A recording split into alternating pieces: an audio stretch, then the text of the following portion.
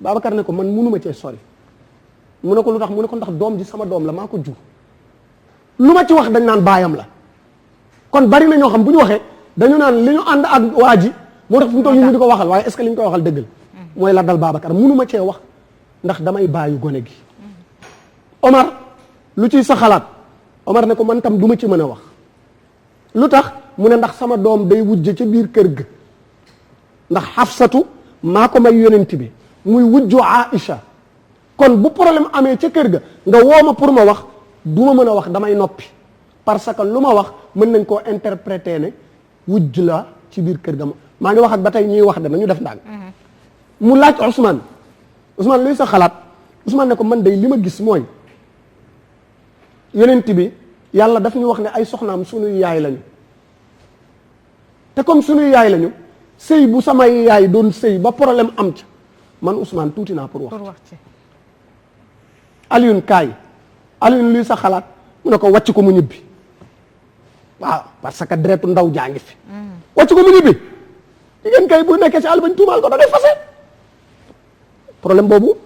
indi la lu bari après ginnaaw yonent bi ci diggante Aïcha ak Alioune ndax tuuma ni mu toll waaye bi alquran ñëwee nag foofoo ci am importance mooy yàlla dafa indi ay aaya ndax bi Yuusufa bi mu ko dalee dafa ut xale bu ko dindil tuumaam Mariam bi mu ko dalee Aïssa la wax tontul ko waaye Aïcha yàlla ci boppam moo wax ci biir wexam nag dafa am baat yum ñu yedd daf ñoo wax ne bi ngeen déggee ñu ne dañoo tuumaal diw nangam lu tee kenn ku ne ci yéen dugg ci sab néeg ne waaw lii ñu tuumaal diw est-ce que man dinaa ko def dootuma ko teg ci diw waaye dama koy teg ci sam bopp kooku nag ñaari côté yépp laa ciy waxe c'est-à-dire que ñiy défendre ku góor ki nañu bàyyi xel ne bu doon ñoom la est-ce que dinañ ko def bu dee duñ ko def nañ ko weddil waaye jigéen ji tamit na am ñu ko bàyyi xel ne est-ce que bu doon man la en tant que jigéen danaa ko def parce que li tax may wax lii mooy ba tey ci waxu tuuma waxu coow la ñu nekk pour que kenn ku ne nga delloo siwaat sa xel bañ a waxee noo xam ne mbaa nga jëfee noo xam ne su résultat génnee ëllëg da nga am gàcce goo waruloon am ndax diine l'islam bëggul nit di boyal làmmiñam ci loo xam ne leeragul feeñagul tuuma nag moom alali gor la képp kuy gor te bëgg a dund ci àdduna bi soo bëggatul tuuma gasal pax dugg ca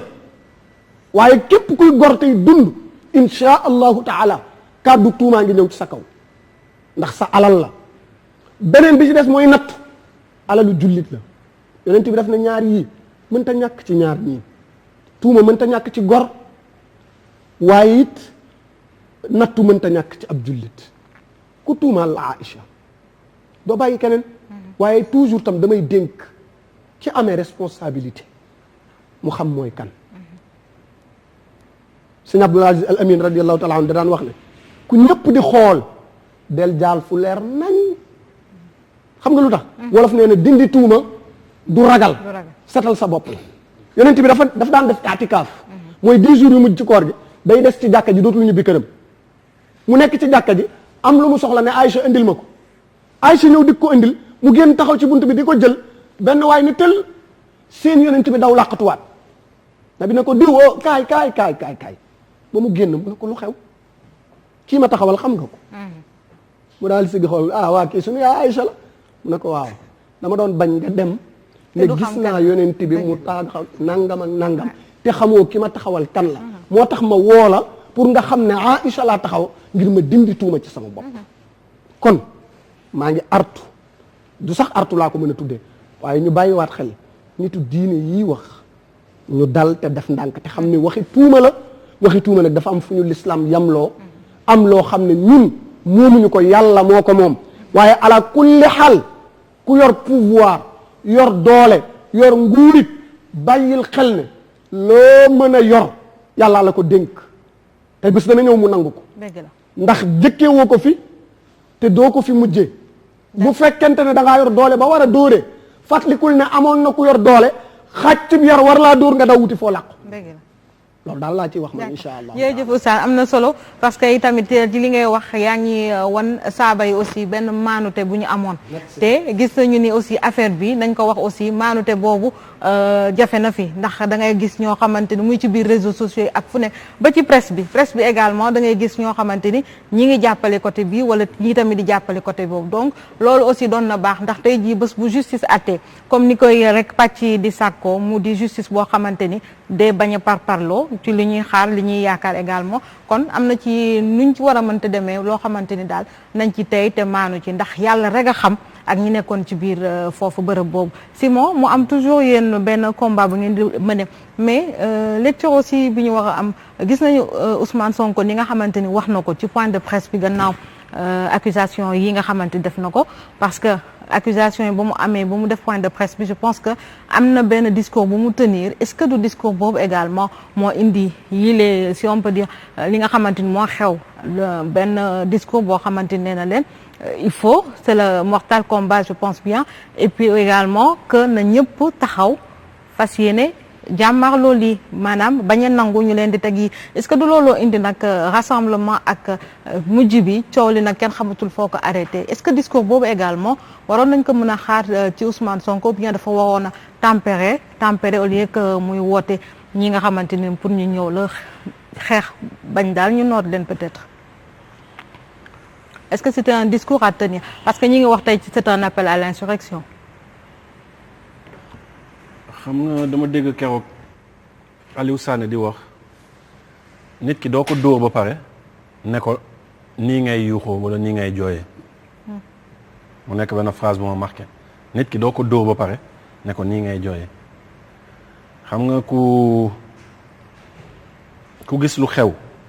encore une fois ci cas boo xam ne ça oppose deux Sénégalais man damay bëgg a des foofu noonu deux Sénégalais parce que je crois que tey waa Pastef ils sont mieux placés pour ñëw répondre ci loolu fii nii mais encore une fois coow deux Sénégalais moo am kenn si ñoom mu ngi ci langue politique bi nga gis benn xawma précipitation nga koy woowee xawma acharnement nga koy woowee et tey xam nga oustaz foofu lu am solo mooy téere bu sell bi muy alquran ñun jullit yi yëpp ñoo ko bokk bible bi chrétiens yëpp a ko bokk mais dafa am loo xam ne sénégalais chrétien sénégalais jullit sénégalais athée loo xam ne ñoom ñëpp ñoo ko bokk muy suñu charte ndeyu réew et je crois que ne waruñu seetaan ku mu munti doon nga koy jalgati ngir yow sa intérêt bopp parce que lecture boobu noonu la ñu mën a am ngir sa intérêt bopp looloo tax ay mouvement yu mel ni ñun jóg amaana tey bu affaire bi yemoon ci justice amaana tey bu fekkee ne dañu ñëwoon jaar ci procédure yi dindi immunité bi def toutes les voies comme ça doit être ak comme c'est dit ci suñu constitution amaana peut-être doo ñu dégg ci lii parce que dañuy ne justice baa ngi def liggéeyam mais dafa am lu xew mooy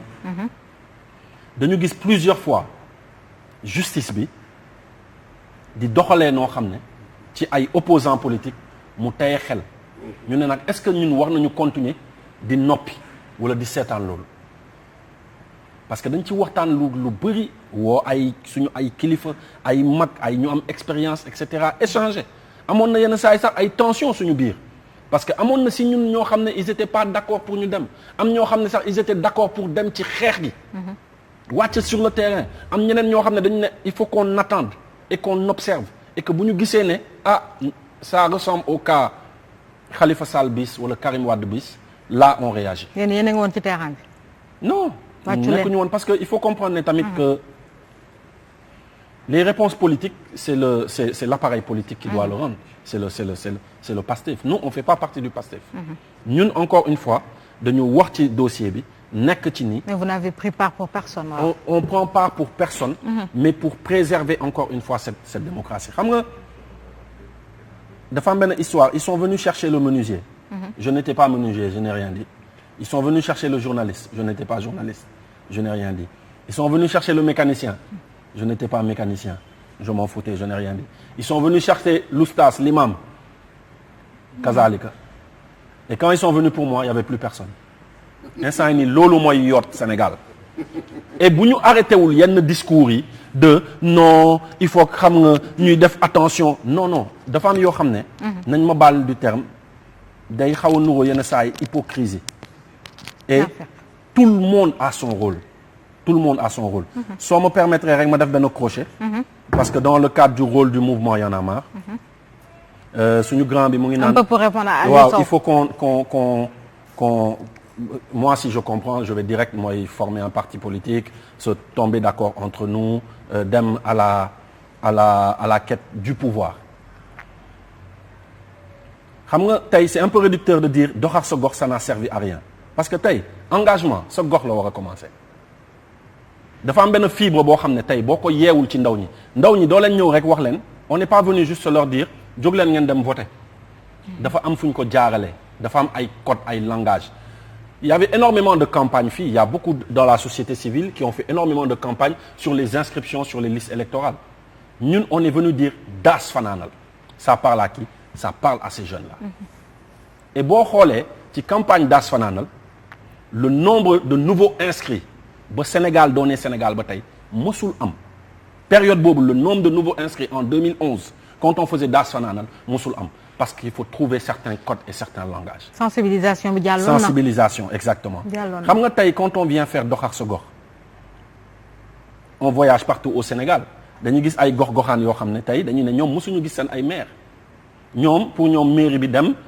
salle de fête la ak dem récupérer extrait de naissance tey il est question de dire à ces jeunes da ngeen di saytu parce que tey seen maire sax seen gox dafa am benn budget boo xam ne day ne lii santé lii éducation lii nangam culture mais nan ngeen di xamee ne tout ça a été exécuté et si tu les intéresses à ça forcément bu ñu jugee ci étape boobu ils vont s'intéresser à plus haut au pays mais doo ñëw rek tëb étape et tey man personnellement ça nous intéresse pas ça nous intéresse pas de vouloir être député wala maire parce que tey da ngay jël benn exemple tey benn chat bu mouvement Y en a marre sénégalais yi nuñ ko ràññee ci mu leen di waxal li leen soxal am na junniy député fii ci assemblée bi kenn xamu leen nu ñu xamee chat wala nu ñu xamee benn Guy Marius Sagna wala benn Fadel Barro parce qu'il a pas besoin de ce nombal tànk là pour taxawal askan wi ci xeex bi limite on n'en a pas besoin personnellement loolu tax ma ne des fois c'est un peu réducteur on comprend nag parce que beaucoup de gens nous le disent énormément de gens nous le disent mais ku nekk ak sa ADN ak lu la intéressé raccourci bu gënoon yomb mooy quand président Macky Sall bu mu ñëwee toog mais daf ñu woo ne ñu poste yaa ngi ni liste baa ngi ni ba ci assemblée mën ngeen dugg à partir de temps mën ngeen nekk ay ministres conseillers mën ngeen nekk en fonction de vos diplômes des directeurs d'agence des PCA etc ñu ne ko il fallait qu'on donne un message à l'Afrique et ce message aujourd'hui c'est à chaque fois que des mouvements de jeunes se battent au final le parti bi gagné da leen di engloutir ci biir appareil am il fallait changer ça dañu waxtaan ak ay mag yu bëri yi nga xam ne ils étaient là depuis le prince Sénégal ñu naan ñu bu leen mës a def erreur bi nga xam ne ñun def nañ ko ak Senghor ay kilifa yu rëy yu am expérience xam nga tey dafa yomb da ngay gis Y en a marre benn Simon ngay gis ci télé bi muy wax du ci dara benn chat ngay gis benn y a énormément de gens derrière ba ci les étudiants qui nous suivent ñoom Khafor ñoom Oumar booy déglu seen xalaat da ngay xam ne waaw lii c'est am na benn idéologie boo def si ñoom boo xam ne tey man keroog maa ngi koy wax ñun on peut arrêter le militantisme dem aj suñuy tànk parce que tey on voit une relève gis nga tey je peux même aller plus loin quoi pour dire aujourd'hui si un parti comme PASTEF existe c'est parce que en 2012 en 2000 des jeunes se sont mobilisés se sont battus ont montré une voie ba tey un parti comme PASTEF vient et sort troisième des élections un nouveau parti ñi nga xam ne devant ñi nga xam ne ils sont là depuis une trentaine voire une quarantaine d'années il faut comprendre tamit ce changement xoolal les réseaux sociaux tey la plupart des gens que tu appelles activistes boo ku ci nekk ci ñoom boo xoolee sa biir te su fekkee ne dañuy wax te yàlla tax c'est que dafa am ñoo xam ne ils ont su montrer la voie et tu vois les effets que c'est en train un peu de faire un peu partout en Afrique tu vas au Burkina interroge le balai citoyen ils te diront on a pris exemple sur Y'en a marre. Tu vas au Cameroun, Jeune et fort, Our Destiny, ils te diront la même chose. Tu vas à Madagascar, Wake Up Madagascar, ils te diront la même chose. RDC, Filimbi, La Lucha, je peux continuer, Togo, en aucun cas, Gabon, Y'en a marre, Gabon, etc., etc., etc. L'autre, il ne faut pas sous-estimer ce travail que des militants, moi je n'aime même pas parler d'activisme, mais des militants sont en train de faire. Ku nekk ak ce rôle. Xam nga tey, je me dis que même les journalistes war nañu ñoom assainiraat seen ay milieux. Parce que tey doo sax xam kan ngay gëm. assainissement bi ñu ngi ci moom de tout. Xam nga doo sax xam kan ngay gëm parce que tey il y a tellement de choses qui est publié. Je crois que si des mouvements comme les nôtres, comme ni nga ko waxee, font leur travail et se disent il y a une frontière qu'il ne faut pas franchir. Il y a une frontière. D'autres peuvent avoir. Man, je serais d'accord que tey un Fou Malade, un Tchad, demain décide de créer son parti,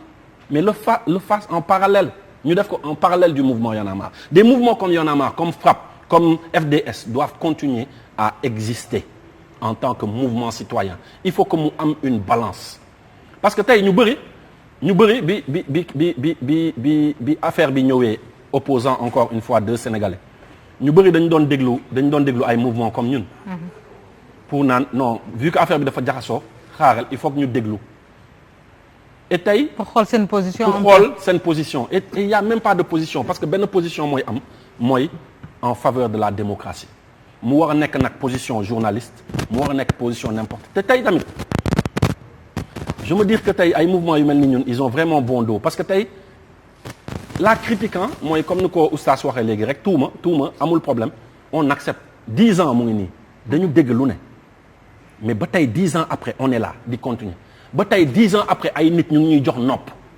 ba tey 10 ans après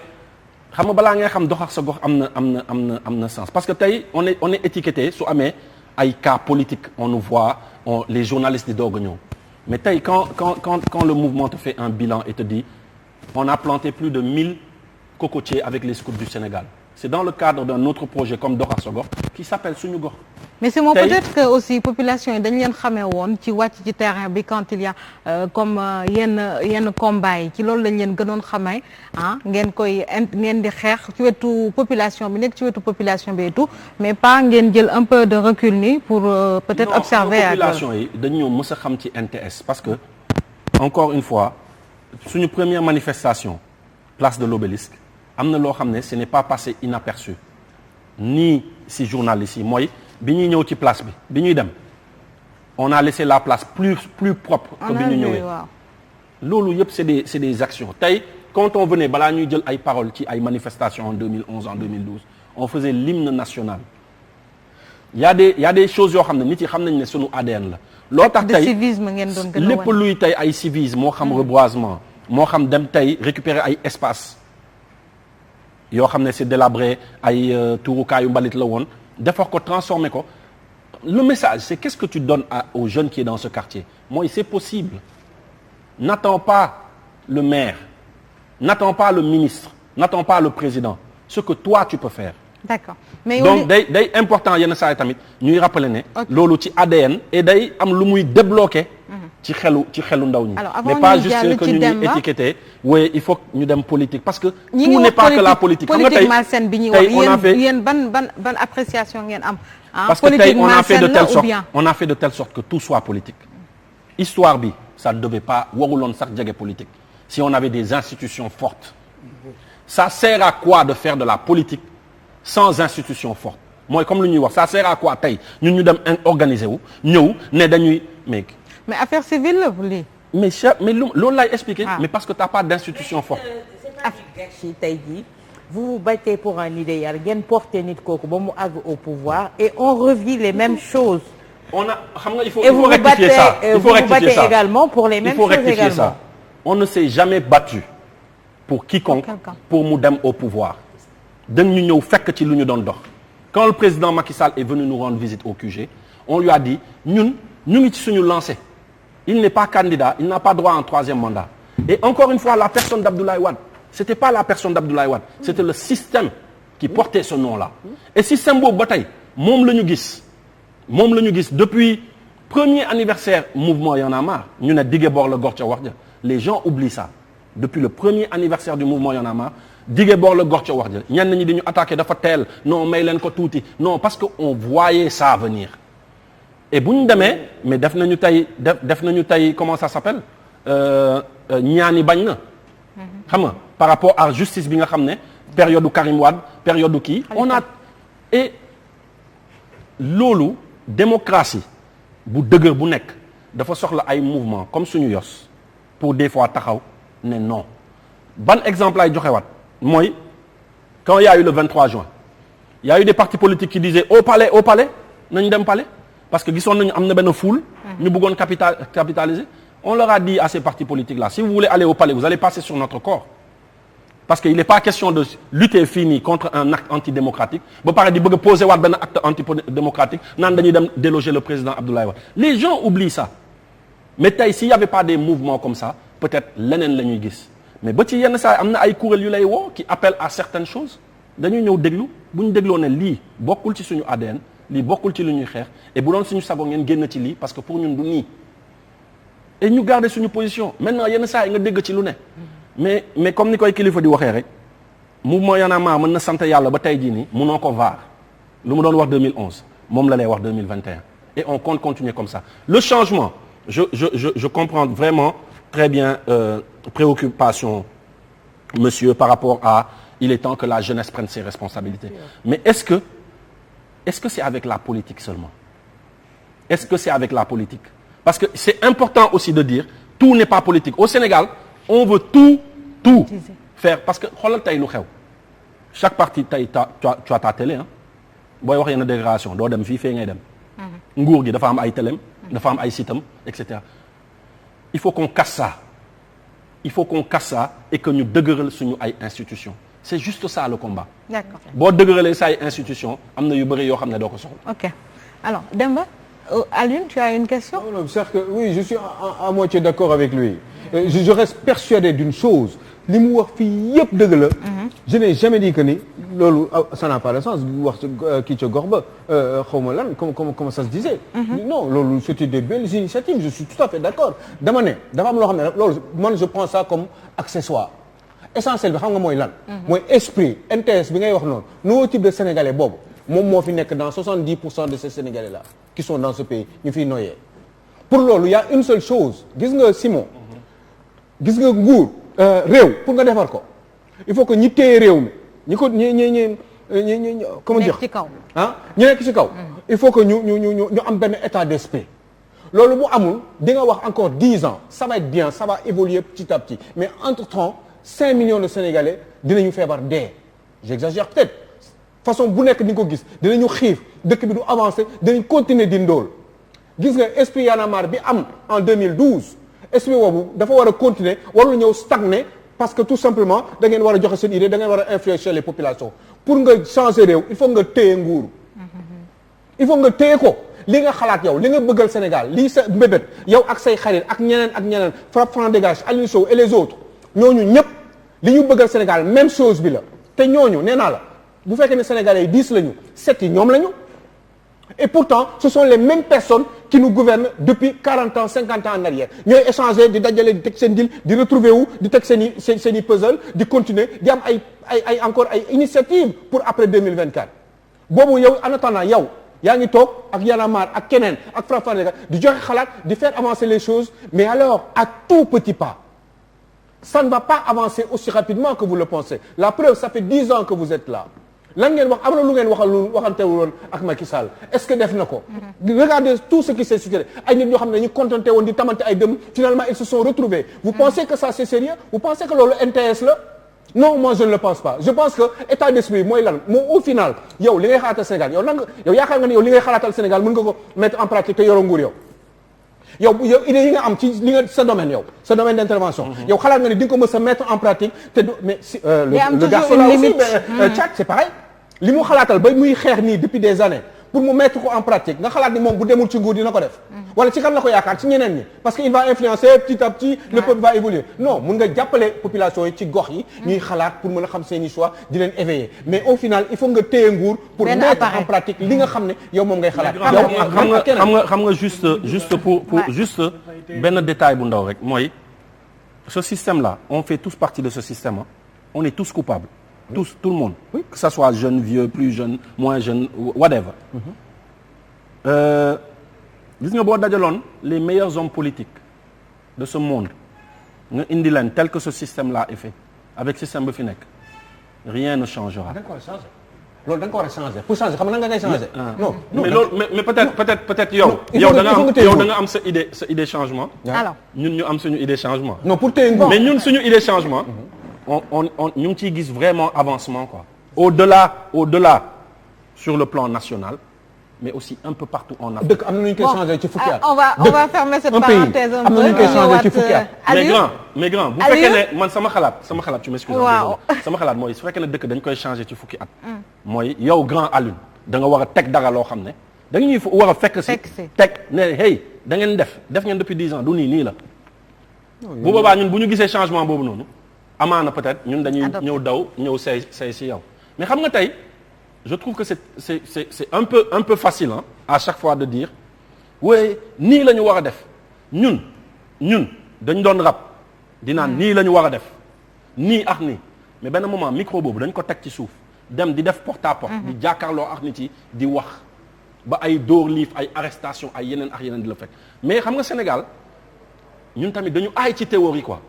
xam nga tey suy équipe nationale Sénégal di football tout le monde est entraîneur hein. nii la ñu war a def nii la ñu war a def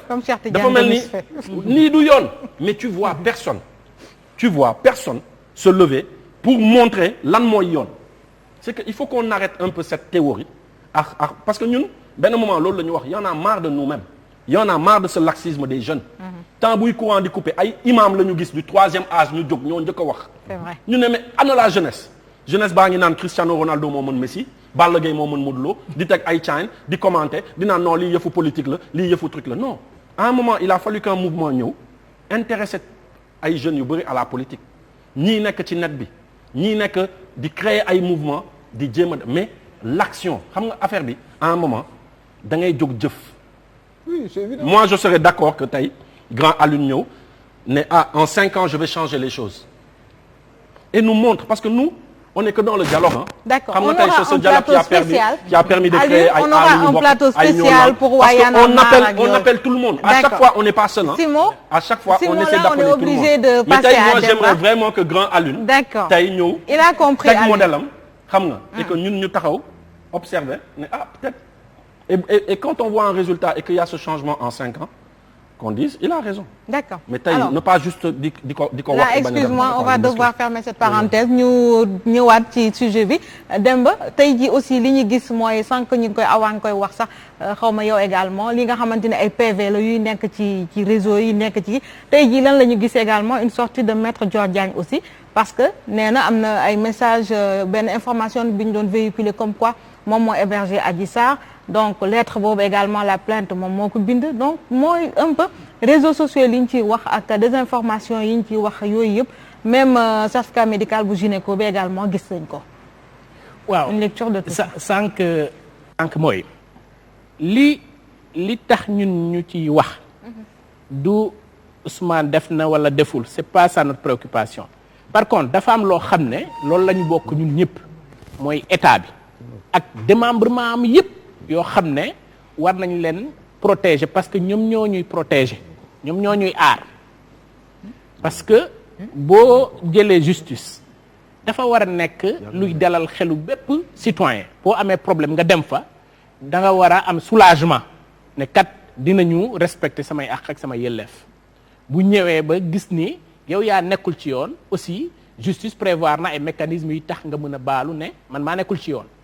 police naka noonu ak bépp démembrement état boo fa demee dañ laa war a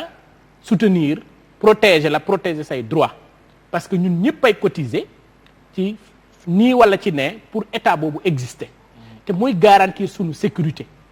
donc ma jàpp ni dans cette affaire là lu tax mu nekk enjeu fondamental mooy lan mooy que déjà état boobu moo commencé jël ay voies yoo xam ne wala yoon boo xam ne nekkul yoonam parce que nag procureur ak police judiciaire ñoom ñëpp a xam ni pour nga interroger benn député dafa am procédure minimale boo xam ne da ngay lever immunité am. loolu du lu bees xanaa ci réew mi. bu loolu weesoo bi xale yi demee buntu kër Ousmane Sonko parce que nag dafa gis ni comme respecté wuñu procédure bi kon ñii fuñ jëm jaay doole lay niru mais nag il a raison de pouvoir aussi se préparer en conséquence parce que nag bu nit di dóor kii di jooy entre ñoom ñaar nga bëgg naan kii jooy noppil li gën a yomb mooy nga wax kii dóor na bàyyi lu muy dóor ndax kee noppi parce que nag lii xew buntu kër Ousmane Sonko n'est que la conséquence de la réaction que la police a eue sur ces jeunes fait yi ci topp nag sincèrement kenn d'accordu ci taal ay bien u jàmbur toj ay bien jàmbur ñu nag waa Y'en a marre yàgg nañu xeex tojuñu bien u jàmbur c'est surtout ça loolu la surtout. xeex bu gënoon métti se réjouir de oui de brique bu dal benn policier. du yoon voilà. reprend. du yoon c'est sanguinaire, je c'est dis dégueulasse quoi.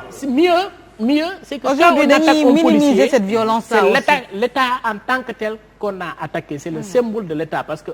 c'est 1 plus 1 plus 1 plus 1 ñoo composé. Mais c'est aussi l'occasion de dire oui. à ceux qui nous dirigent vous voyez les effets. Exactement. Vous voyez jusqu'où ça peut aller. Voilà xam nga parce que tey je sais pas la foule elle est folle hein. oui mën na dugg benn kër def dégâts lendemain ngay. mais la preuve policier bi d'ailleurs élément bii gis nga ñuy sànni brique. non bii mënoon na ko rey également. non, mais dañuy gis mooy mais de la même sorte que policiers yi nekkoon ci balcon wu kër Ousmane Sonko. waaw di tirer ci kaw nit ñi. ils pouvaient aussi tuer des gens. d'accord 2011 yu mel noonu. C'est un jeune policier qui a pris le dragon et a foncé sur les citoyens. Mais comme la voiture qui a foncé. Exactement, comme la voiture, elle aurait pu tuer ce monsieur-là. Donc, aussi, il faut la que même aussi chose. ñuy dénoncer. Alors, lu tax mu metti ñu ñun sincèrement lu tax mu metti ñu parce que muy président Macky Sall. muy président Moustapha Niasse ak majorité ministre am yi ko wër ñun ñoo doon ànd xeexi fële 2011 ci place de l'Obélisque place de l'Indépendance. Daniel Brottier ñoom ñëpp ñoo ngi fa woon toog ñun ñëpp a doon ànd dem xeex foofu lu ñu doon xeex ay principe ak ay valeurs yoo xam ne ñu gisoon ni que dañ leen violer ci réew mi loolu la ñu bëggoon rétablir. D'accord. te on n'était pas là pour faire élire Macky Sall déedéet. si moo wax na ko sànq. dafa fekk ni le peuple sénégalais dafa gis ni sur la base de critères moom ku nekk ak yu muy tax muy voter Macky Sall moo leen doy mais. L'avantage et l'espoir qu'on avait c'est quoi? C'est que yàgg nañ naan oui ñii ñoo fi nekk depuis 40 ans alors on a dit Macky Sall était le plus jeune am na ñu bëri ñu voté né après les indépendances ndax jeune la mais nag bu dee pratique jeunes yooyu moo ñëw di gën a mën a yees pratique u mag ñi alors on a envie de dire nañ delluwaat ci pouvoir u mag ñi parce que au moins ñooñu daawuñu brimer ñi ñun Abdoulaye Wade 2000 encore une fois 2019 non 2011 il a laissé les gens manifester. Il a laissé les gens mais mieux tentative de coup d'État subversion lañ ñu accusé woon fii le ministre de la justice génn télé minuit ñu yóbbuñu mais dañu déglu ñu gis ni amuñu benn élément bu ñuy incriminer parce que nag amuñu moyens yi ni force bi pour mën a def coup d'État ñu bàyyi ñu dem après 4 jours de détention donc man dama gëm ni bu doon système bii ñu fekk tey njort nañ ni que sunu perpétuité prononcé nañ ko yàgg alors Cheikh Tidiane sànq yaa ngi doon wax aussi autant Moustapha Niasse bi mu doon wax doon dénoncer un peu politique bu malsaine boobu mais tey on se rappelle ci parrainage yi coup de fil bi nga xam ne jotoon na ko au milieu de la salle ci salle bi mu nekkoon noonu naan ko président ñun ñëpp pare la ñuy sa ndigal rek la ñuy xaar yaakaar naa ni loolu mu doon wax muy dénoncer cette politique malsaine laal xanaa léegi dootul lu ni mel taxawaay bi quoi am na benn différence. waaw mais non doo dégg li ma lay wax parce que dafa am kenn ku mu ne ma daf ko daf may expliquer mu ne ma dégg nga nekk président maanaam fii pour nekk fii boo nekkee opposant ngay nekk président waaye bés boo faloo dootoo nekkati président waaw gis nga boo nekkee kii opposant parce que idée yi ngay développé yëpp mooy idée wu président mais yaa ngi wax nga accéder ci pouvoir dëkk bi war a doxee nii la nangam mais une fois que nga nekk au pouvoir ça c'est l'Afrique boo ci nekkee nag léegi nag da ngay changer complètement da ngay doon ay maanaam mooy li ma la doon expliquer parce que man dama am chance bu njëkk ba mooy bu daan am élection dañ daan ànd ak candidat yi mais boo déggee li ñuy lay wax mooy ki Macky Sall mii tey jii man su ma toogee di xool ay waxu Macky Sall bi muy moom biñ koy buntu xataal bi koy waa peut-être di koy buntu ba mu génn ba mu dem ak li mu doon wax loolu yëpp li mu doon wax tey jii ma gis Macky Sall nii di def pratique bi parce que nañu waxante dëgg pratique yii ci wàllu politique bu salte bii mu ngi commencé depuis temps bi nga xam ne parti socialiste nekk na bi Ablaye Wade ñëw ñu def ne loolu day changé ça n'a pas changé dafa gën a pire bii mu ñëw nguur gi ñëw mu gën a pire. bi yoon daa takar naa sax même bien avant Senghor et Cheikh Anta Diop. waaw quand il a arrêté fii à Diourbel. tu as vu finalement. voilà tu as vu xam nga loolu léegi nag xam nga Macky man yaakaar bi ma amoon espoir bi jeunesse bi amoon mooy c'était changer tout lépp na jeex. loolu. c'est que faluñu ko pour mu kii de mais dañ ko faloon pour mu changer pratique yooyu politique waa rupture parce que gis nga danaa leen wax leen au Sénégal tant que rupture amul ci domaine yëpp na muy domaine boo ci gis fii Sénégal bu rupture amul li ñuy def ni baaxul tey baaxul ëllëg il faut que ñu changer suñu doxalin muy même sax le citoyen tey jii ñoom ñoo tax ba le citoyen lu ko neex moom am na benn vidéo bu ñu wanee ci chef de l'État je pense il faisait face à la presse ba muy wax naan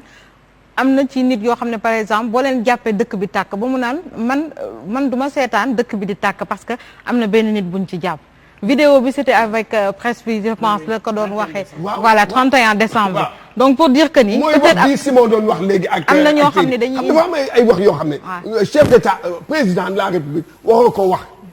yooyu da lay topp maanaam du seetaan dëkk bi di tàkk ndax benn nit. mais est-ce que lii aussi mënul envenir bon d'accord léegi yow benn nit boobu. mu sacrifier benn génération. est-ce que loolu jaadu na est-ce que loolu jaadu na tey jii ci dëkk bi. kon nit kooku dafa fauté moom moo wax impunité. moo ko wax ba sax moom moo ne bi may fal premier discours am gis nga premier discours am. gis nga premier discours boo ko liiree gis nga souvent damay toog rek nii di koy liir. mais bu ma ko liiree damay ne est-ce que kii doon wax li 31 décembre boobu premier discours boobu est-ce que kii moo ñuy gouverner parce que loolu la ñu xalaatoon gisoon na moom li mu doon pratique yi mu doon gis ci PDS kon nag man dafa naa ne tey jii ñun muy ñëpp nag xaw ma nag ku fiy ñëwaat xaw ma ku fiy nekkaat tant que rupture amul lii ñuy wax nii dañuy toogaat ci plateau yi di waxaat ba ëllëg. d'accord awa benn anecdote rek s'il vous plaît. lu tax scénario bi am buntu kër Ousmane Sonko. Macky Sall dund na ko. si commissariat central. avant commissariat central buntu këram. Fann je me souviens très bien jour boobu dama amoon mission Banjul.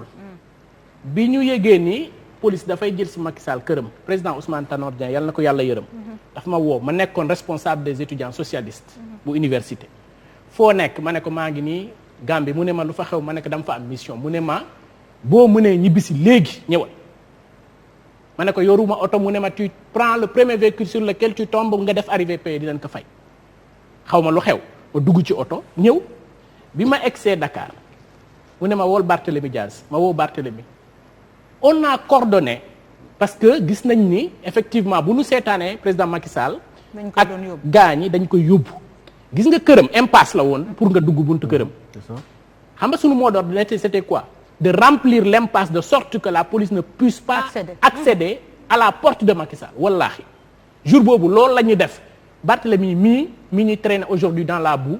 ak ñun ñi ak parti socialiste. kon c'est le même scénario nii. le même scénario on était plus de 2000 ce jour-là devant le portail de chez Macky Sall ba guddi police mënul accéder foofu pour jël si Macky Sall. mais même il paraît bu muy dem tamit commissariat central c'est une foule moo ko. mais ñun la c'est la même foule. commissariat central c'est la même foule parce que maintenant li ñu bañoon mooy tu veux refuser ça en opposant. waaw c'est ça ñun ñoo ko topp te pourtant il y avait un arrêté qui interdisait de se réunir au centre-ville. ñun ñoo dem réunir buntu police police ñëw bëgg ñoo tasaare ñu taxaw xeex fa j'ai toujours les cicatrices mu ngi fii cicatrice bi ci la bokk wallaahi ak commissaire Arona Sarr mu ngi taxaw gémi yi def lu nekk Arona Sy xam nga élégance démocratique bi président Abdoulaye Wade amoon élégance boobu la amul xam nga dafa am yoo xam ne tey muy xaalis wala nguur wala pouvoir day feeñal sa vrai jikko te gii da ko wax c'est passé presque inaperçu mu ne lan mooy jeu wu préféré Macky Sall Lido la. Lido da ngay jàpp rek c'est son jeu préféré da ngay jàpp rek xam nga et il est dans ça c'est-à-dire il a peur de l'adversité il a peur de voir que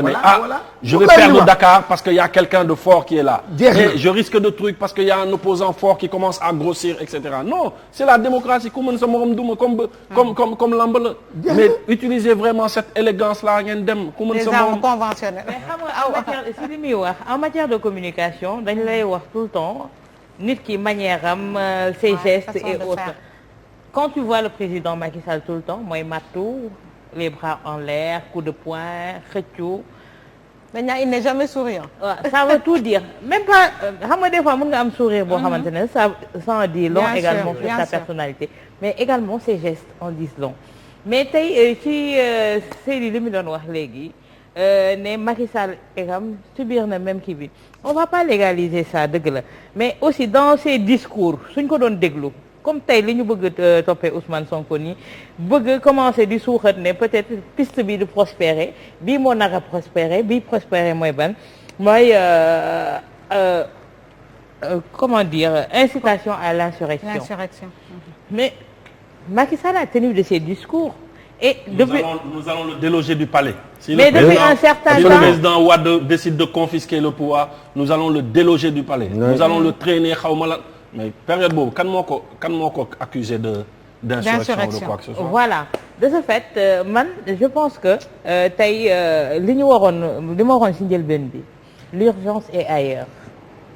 2024 jotagul avant 2024 nañu xool naka la ñuy sauver Sénégalais yi ci li nga xamante ne moom la ñuy dund. C'est rien d'autre. comme li may wax banqaasu réew mi suux na ba pare nasax na dafa mel ni max moo ko lekk ba mu jeex comment faire nag pour consolider waat banqaas yooyu ndax consolider banqaas yooyu moom mooy tax réew mu tegawaat sur des rails quand on parle de changer le système si fànn boobu la ñuy wax changer le système. Changer le système ne se limite pas à ces personnes-là. Mais ma sœur, nga baal ma de. Encore, revenons sur cette élégance démocratique. Il y a pas longtemps, c'est ce même président qui a appelé Ousmane Sonko. Qui aurait pensé que Ousmane Sonko irait au palais répondre à Macky Sall? Parce que ñun y'en a marre, on y est allé. Xam nga parce que tout le monde savait que mbas mi moo doon suñu ennemi en commun. Mais qu'est-ce qu'ils ont fait de ça? Ils ont parlé de 1000 milliards. Il a pris le beau-frère jox ko xaalis goo xam ne tey aucun journaliste au Sénégal ne peut me sortir un papier ou un document me disant que ne les répartitions se sont passées comme ci, comme ça, etc. Et aucun. Pourtant, quand Ousmane Sonko est sorti sur le parvis taxaw di wax di su yëkkati ay interrogations les Sénégalais ont râlé naan c'est pas le moment. Il alertait, il avait raison parce que li mu waxoon yëpp tey on l'a vécu. Xam nga au-delà de ça sax xam nga tey cette élégance démocratique là quand tey que ça soit l'opposition que ça soit les mouvements citoyens yu la gën a réfractaire yoo xam ne dañu ne woon dootuñu la wuyu ji parce que plusieurs fois da nga wax yaa fi waxoon 5 ans xam nga Macky Sall nit dañuy ne télé wala kii ñun ci suñu QG la toog ñu toog mun nañu je vais réduire à 5 ans defu ko c'est ce même président qui t'a dit je ne vais pas élire fal sama frère sous la base d'un décret mu def ko qui a dit redit waxati waxeet et aujourd'hui on veut continuer maintenant à toog di seetaan ce système-là qui déroule ce système-là qui fait ce qu'il veut non à un certain moment il faut arrêter grand bi mu la koy wax sànq IGE kan mooy fal waa IGE kan mooy fal ñun société civile yéen ay fal société civile journaliste ñooy fal IGE mais moom ñaata yoon la ko IGE indil ay documents. ne ko say direction yi ak yi. mais ana ñooñu est-ce que il subit ce que Ousmane Sonko subit Ousmane Sonko c'est comme s'il était en résidence surveillée gis nga li xew ak ñoom Alpha Dalin Diallo xaw ma kii Guinée. moo xew ci buntu këram barki démb Seydou Dalin Diallo barki démb barkaati démb résidence surveillée mais qui aurait pensé que ce pays qui a vu des grandes personnes comme ay professeur Assane Seck. mais Cheikh est-ce que Anta résidence Diop surveillée hein? parce que benn moment génn aussi pour dem seeti blessé yi dans les hôpitaux. mais est-ce que la police a le droit. on l'a pas interdit de sortir. xam nga ñun on avait pris langue pour dem quand même massawu l'honorable député. ñun mën nañ la wax lu ñu daj ci buntu bi balaa ñuy dugg. dañ leen tere dugg. mais naroon na déborder kilifa xaw na jàppante ak naroon na déborder et qui connaît kilifa tempérament am. heureusement que Aliou Sané était là-bas. xam nga mais naroon na dem démb les Guy Marius Sagna c'est la même chose dañu njëkk ñu wax benn délégation ñu retourner leen donc il y a des choses yoo xam ne sénégalais ñu ngi koy seetaan en disant sama yoon newu ci la famille lii mu ngi ñëw seen buntu kër yi de billaay képp ku toog ne sama yoon newu ci dina la fekk ba sa biir kër et c'est ce que je disais aux artistes la dernière fois bi ñuy def la marche pour les artistes parce que dañu aaye jouer il y a des artistes mbalax man da nga may romb yee kii damay xëcc sa loxo ma ne la bu ñuy xeex ndax ndox duñ la fi gis bu ñuy xeex ndax courant duñ la fi gis mais parce que tey dañ la empêché tëgg ñu gis la ko fi gars yi gore leen quoi Sénégal moo gën a dëgg la ñoom ñëpp dëgg la ñenn ñi mere nañ ñu ma ci ñenn ñi mais c'est pas important mais c'est juste pour dire aux Sénégalais yéen ñii di toog di seetaan ñuy dérouler ñuy tëj ñuy kii ku nekk seetaan yàgg dina ñëw ba sa buntu kër te tam mu dugg sa biir kër sax Aliou je continue à insister sur le fait que c'est vrai que li ñuy wax fii yëpp lu am solo la dëgg la mais je pense que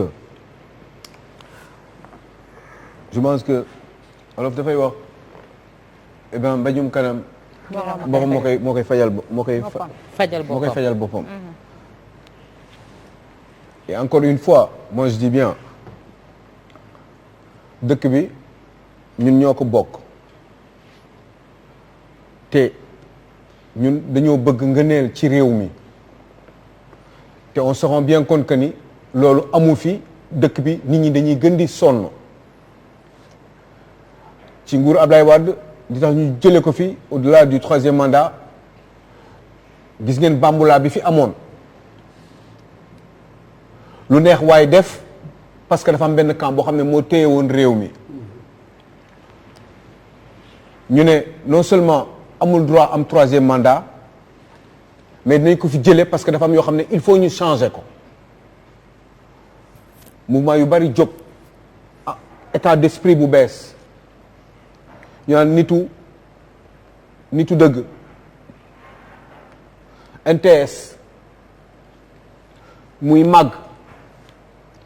ñu ne il faut que mu jóge fi mais bu fi jógee dafa am nu ñu war a doxalee moment boobu bu jàllee ba pare képp ku falu waaye moom Abdoulaye Wade na fi jóge kese moment boobu gisuñu dara lu dul na Abdoulaye Wade jóge fi dama les hommes politiques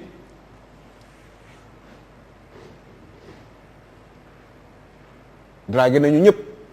ñi ñu waroon dragué xëcc nañu ñëpp jëm nañ leen attiré ci ñoom parce que surtout de l'opposition parce que gëm nañ ni Abdoulaye Wade day dem mais il faut que ñoom ñu préparé wu pour am une bonne image ndax ñu mën leen fi teg parce que ñoom li leen intéressé woon mooy dellu si kese ci nguur bi mais état d'esprit bi sénégalais yi amoon ñi jiitu ñooñu doon jiitu noonu ñooñu du loolu lañu bëggoon. ça Simon il y a 10 ans j'en parlais wax naa ko fépp nag mën nañ génne archive yi wax naa ko ci rajo yi wax naa ko fépp. ñu génne vaar bi. waaw mën nañ ko wax waxoon naa li gars yi li ma xalaat ni moom la gars yi war a def pour réew mi changer parce que mënoon nga ne da ngay changer mbir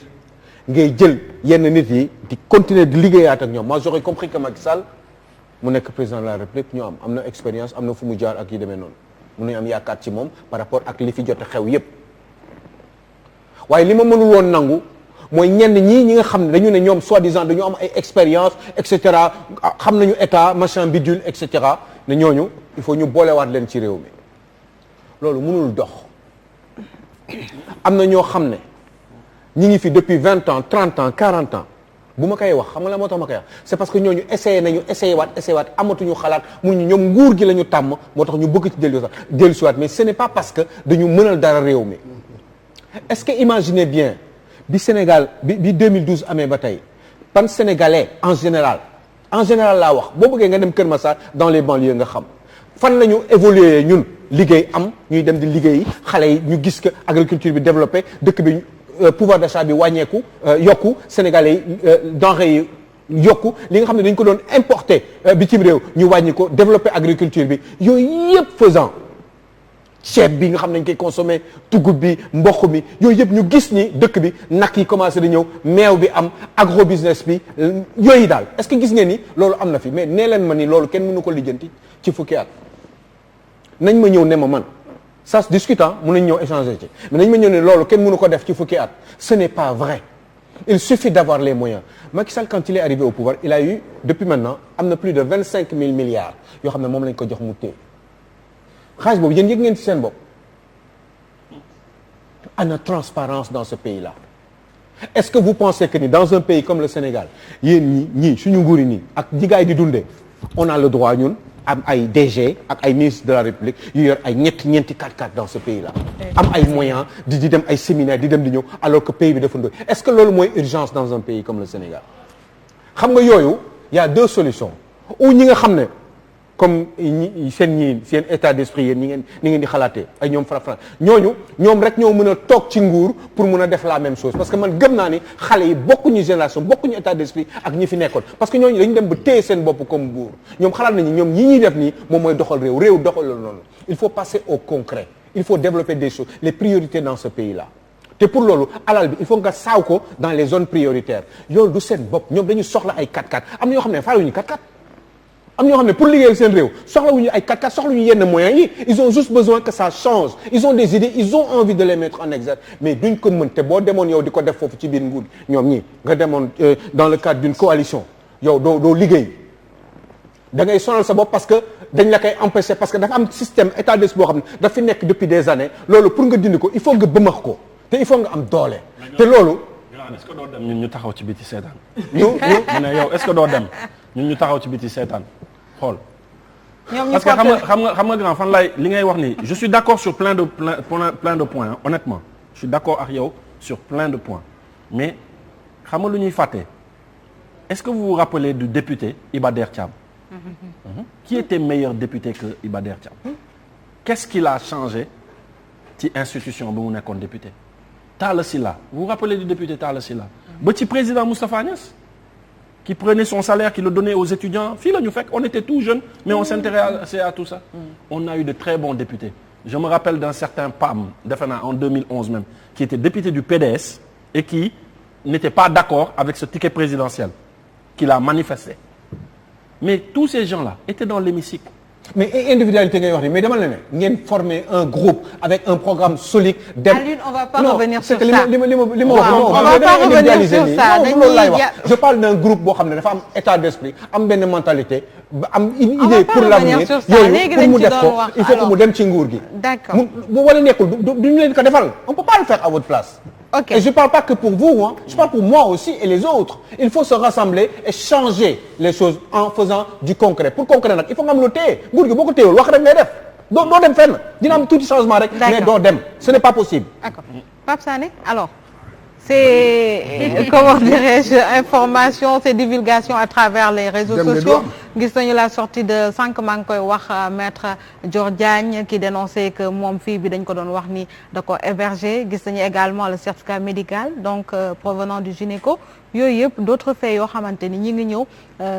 kii ci dossier bi toujours mais toujours est-il que dafa di loo xamante ni warul nekk sur la place publique n'est-ce pas comme enquête la ñu nekk. waaw d'accord warul nekk ci place publique mais xam nga tamit il faut comme ni ñu ko waxee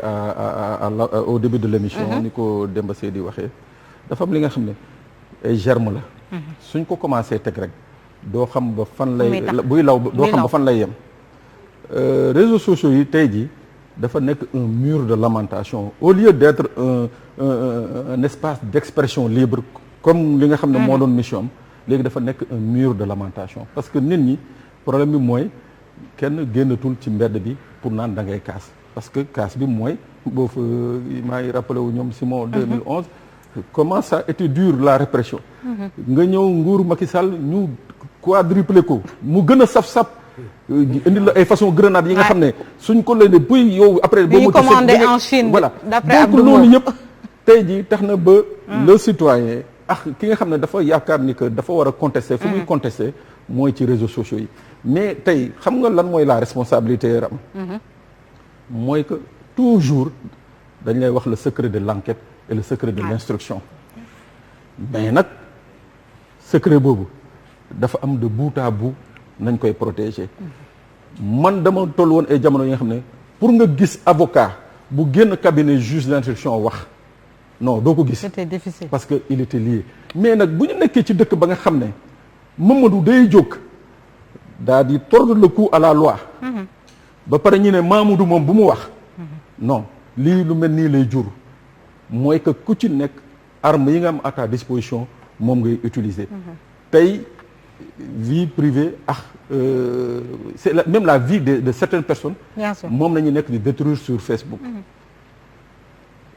La première responsabilité nag il faut ñu waxaat ko fii mooy c'est la responsabilité de l'État.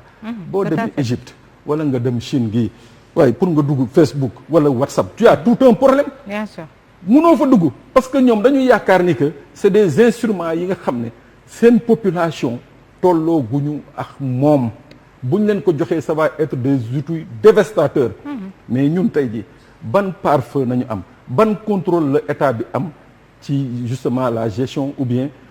canaliser les réseaux sociaux. C'est pas possible du tout. keroog ñu ngi ko fi wax vendredi dernier. liberté d'expression day posé wu foofu aussi. non déedéet non dëkk yooyu nga cité yëpp xam nañ li fa am. waaw mais déedéet dafa naaj xam nga nag ñun fii nañu waxante dëgg aw yow la nga mënee mesurer